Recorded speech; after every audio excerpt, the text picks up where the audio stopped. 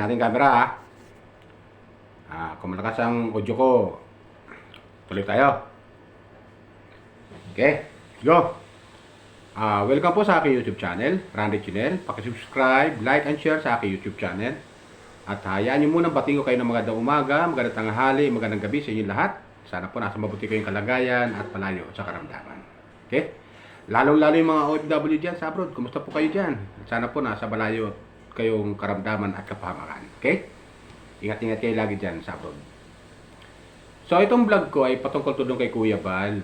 Sa napod kong kamakailan, siguro mga pang-5 video upload niya na. Doon, tungkol to doon kay Tatay Miguel. Si Tatay Miguel, si Lolo Miguel, yung lolo ni Erica. Kung tatandaan niyo po, mga viewers ko, subscriber ko. Yung lolo ni Erica yon. Ganito. Sa kabila ng, alam niyo, mga kababayan ko, mga subscriber ko, mga viewers ko, alam niyo, sa kabila ng ginawa ni Erica sa Kalingap, na pangluloko, masabi na panluloko kasi ginamit niya yung lolo niya, yung lolo't lola niya na kaya ayaw niya magpo-vlog kay Kalingap dahil nga ayaw daw ng lolo't lola niya. Pero nung ma-interview ni Kuya Bal si Lolo Miguel, wala naman pala silang alam doon at di pala niya sinabi yun. Gawa-gawa lang ni gawa-gawa lang ni Erica yun. So, sa kabila nga ng ginawa ni Erica at ng kapatid niyang si May, eto, naparigyo naman yung upload ni Kuya Bal, di ba? Pababahayan niya si Lolo Miguel. Pagagawa niya ng bahay. Isipin nyo, ganun kabait si Kuya Bal. Ganun kabait. Ganun ka matulungin na tao. Di ba? Mga viewers ko. Napakabait si Kuya Bal. Sobra. Kaya hindi tayo magtataka kung magmana sa kanya yung anak niya na si Kalingap Rab, di ba? Sa kabila ng lahat na ginawa ni Erica sa Kalingap, ay ayan, ipapagawa niya ng bahay si Lolo Miguel, yung lolo ni Erica. Diba? Napakaganda. Napakaganda. Ginamit niya yung lolo't lola niya, kaya ayaw niya magpa-vlog kay Kalingap Rab doon sa love team na yon nila dati ni Edo. Bagat wala na yon, okay na yon. Ginamit niya, kaso nga lang, hindi pala totoo. Ayon sa mga lolo't lola niya. Di ba? Ayon sa lolo't lola niya. Na ayaw na raw pumayag ng lolo't lola niya magpa-vlog. Kaya pupokus sa kanyang pag-aaral. Di ba? Pero sa kabila ng ginawa ni Erica, sa lolo't lola niya, pero ito, ipapagawa pa rin ng bahay ni Kuya Bal. Di ba? Napakagandang gagawin ni Kuya Bal, di ba? Kay Tatay Miguel. Isipin niyo, ganun kabait si Kuya Bal. Napaka matulunging tao talaga. Ayan, ipapagawa, umpisa na raw yung bahay. Ayon sa ni Kuya Bal, doon sa upload niya, umpisa na yung bahay ni Tatay Miguel. Kaya to si Erica, siguro naman matatauhan siya sa ginawa niya. What? Di ba? Matatauhan siya sa ginawa niya. Dahil at ganun din si May. Sa kabila ng lahat na ginawa nila sa Kalingap, ay ito. Pagpapatuloy ni Kuya Bal yung pagtulong kay Tatay Miguel at sa lula niya. Di ba? Mga viewers ko, subscriber ko. Nakakainis kayo ah. Kaya yung masasabi ko kay Erica sa ginawa niya sa Kalingap ay dapat humingi siya ng pasensya o sorry man lang sa Kalingap, di ba? Huwag siyang padala doon sa community na nag-aakay sa kanila. Kasi wala iwanan sila. Kundi tumulong si Sir John A sa kanya, wala. Kung wala kay Sir John A, wala yun. Yung umakay sa kanya na grupo ng Erica supporter ko tawagin. Pero ganun pa man, Sana yun. Ang ginawa ni Erica sa pamilya sa Kalingap ay ito, pinupunuan pa rin ni Kuya Bal ng pagmamahal, tulong pagmamahal, pero papagawa ng bahay lulot-lula niya. Nga samantala ito sila Erica, kung tutusin, nagkapera, dapat pagawa niya ng bahay lulot-lula niya. What? Di ba? What? Nasaan niya yung binigay ni Sir Jun na tulong na para magpagawa ng bahay lulot-lula niya. Pero ayan, andiyan pa rin si Kuya Bal, handang tumulong sa kanila. Diba? Handang tumulong sa kanila.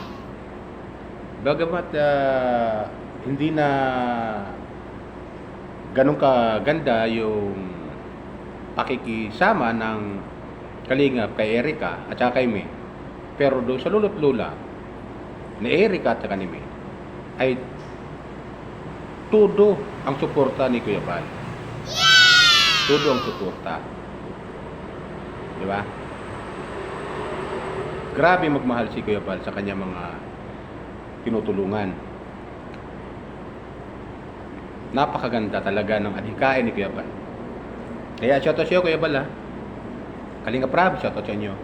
Ate Edna, Ate Jack, at sa lahat ng Kalingap partner na tumutulong sa mga beneficiary nila ay shoutout sa inyo lahat. Bilang mga charity vlogger. Kaya pagpatuloy niyo lang yan kasi napakaganda yung inyong mga nasimulan. Di ba? Maganda yung inyong nasimulan. Kapag muna tayo.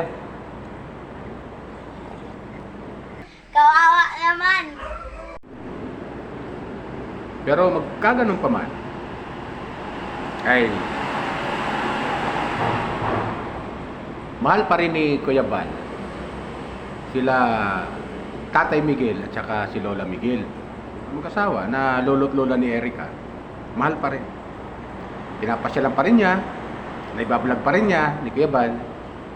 Wow. Kasi kahit paano, sa kabila ng lahat ay handa pa rin siyang tumulong. Handa pa rin siyang tumulong kay Tatay Miguel at saka kay Nanay Miguel. Oo, sa lolo't lola ni Erica at saka ni May. Diba? Kung hindi lang sana naakit si Erica doon sa o si May, hindi natin masabi sa dalawa. Hindi lang naakit doon sa pera. Sila kinutsaba si Sir John A. Sana sila ang unang pinakamagandang bahay na papagawa ni Kalingap Rab. So nga lang, kinutsaba lang si Sir John A. Kinausap nila. Ganon. Di sana tuloy-tuloy ang suporta ni Kalingap Rab sa kanila. Diba? Ganon si Kuya Bal, tuloy-tuloy. Kaya kung may papagawa kung itong bahay na papagawa ni Kuya Bal sa lolo't lola, yan talagang tulong ni Kuya Bal sa mag-asawa. Tulong ni Kuya Bal. Dahil ganun siya nga magmahal sa kanyang mga beneficiary. Doon lang natin nalaman na wala palang kinalaman yung lolo't lola niya sa pangyayari na yun.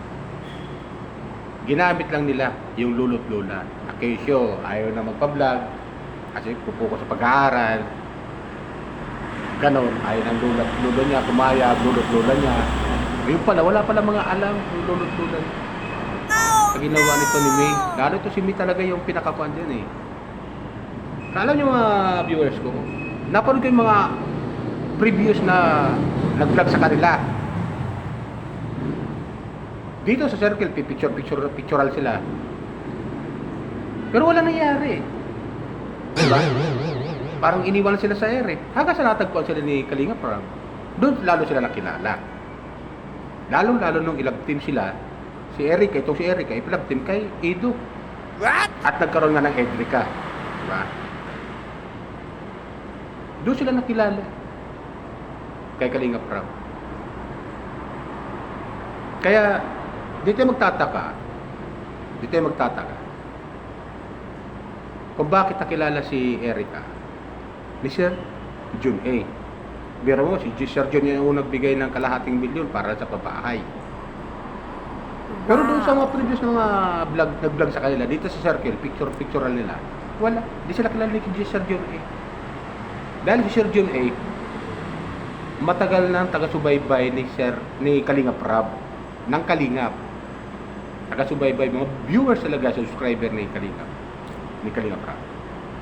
At yun nga, nakita nga si Erica at saka si May.